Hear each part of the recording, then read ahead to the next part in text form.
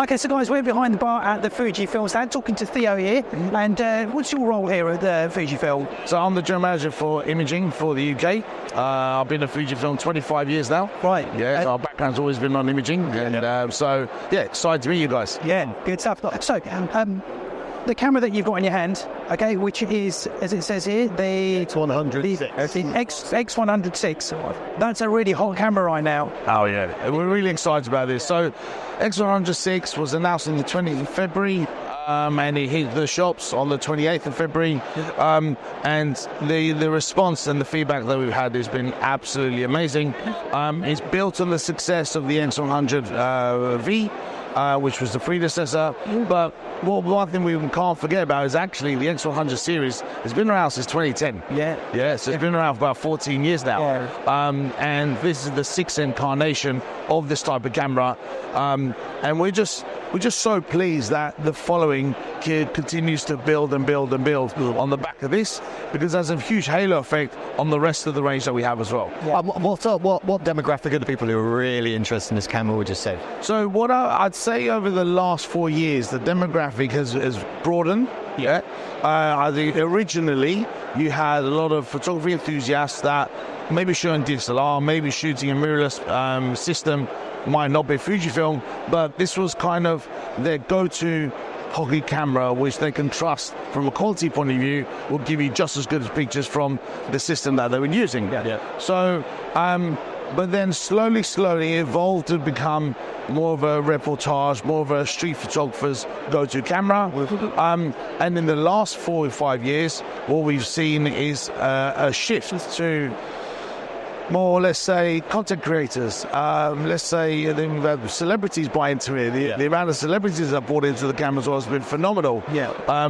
Guarantee every single month we'll have a different type of celebrities in our inbox saying, I want one. Yeah. Not about collaborating, I want one, how do I get one? Yeah. Which is amazing, because it's not about the collab side, it's more that I've seen it, I think it's cool, I want one. Yeah. And lots of people, it's been hard to get hold of, hasn't it? It is hard to get hold of, because the demand is way outstripped what we can actually produce.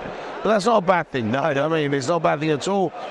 Like any business, you try to plan as best you can. You try to be constructive with how you're going to foresee the kind of demand on it. Yeah. And what we did, we moved our production facilities to China, where we can double the capacity of what we had on X100V.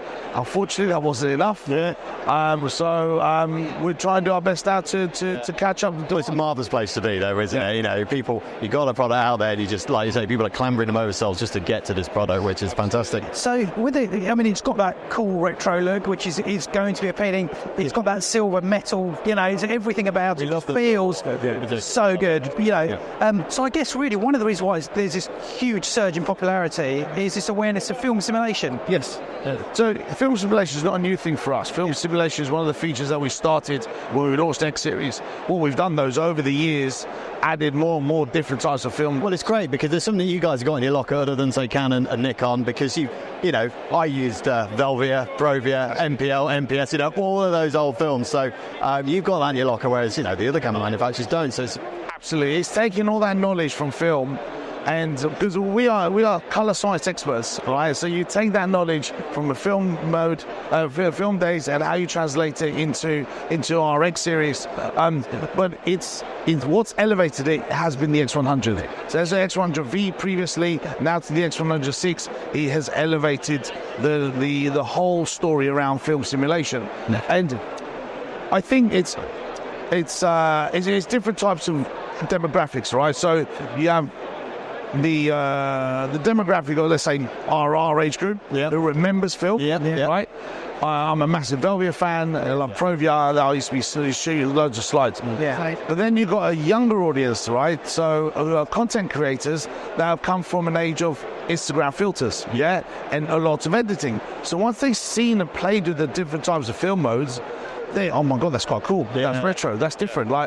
So we come at it in different ways, but ultimately, it's just amazing to hear all the kind of feedback. Who is the main buyer of this kind of what? There's not one main group. So you've got, as I said, still got a lot of enthusiasts who are upgrading from previous models, but now we're seeing a much younger crop of customers, a new age kind of consumer that hasn't got an allegiance to a particular brand, but loves the designs, loves the quality it can do, and having straight out camera. Because ultimately, none of us really want to shoot, sit on a laptop or sit on a computer, edit for hours and hours and hours. I want to go back to what we used to do. Stick a film in your camera, go out, shoot, have fun, right? It is bringing the fun back into photography.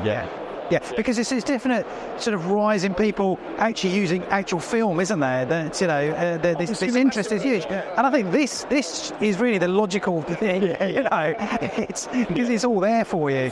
You're talking about something that's really classic and it's really easily attainable as well. And that's really good. Just a quick general question. So, obviously, it's been busy here for you guys over this weekend. What's been going on your on your stands? So the stand itself is a homage to House of Photography. So we launched House of Photography back in 2019 in London, and then, we had our troubled times during COVID, but now the store is flourishing.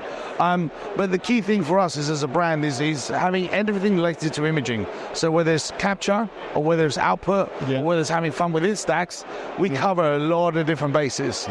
So the stand is designed to try and have different zones so everyone could come and immerse themselves in all the different areas. And it's great because, again, just going back to what we were saying about the Velvia and the Brovia, it's something that you guys have come through that film and you've embraced the digital and other companies have fallen down when digital took over. You guys haven't, and Instax is still popular. Instax is one of the most popular aspects of what we do. It's great. Yeah, I've got Instax. Yeah, they're great. But the latest ones as well, again, they've become a lot more, you can be creative because the new Instax Mini 99, it's got the kind of these lightning modes. You can be a lot more manual with your that kind of low-mo kind of feel to it. No, it's really cool. The diverse range of Instax is fantastic and really cool. Excellent stuff.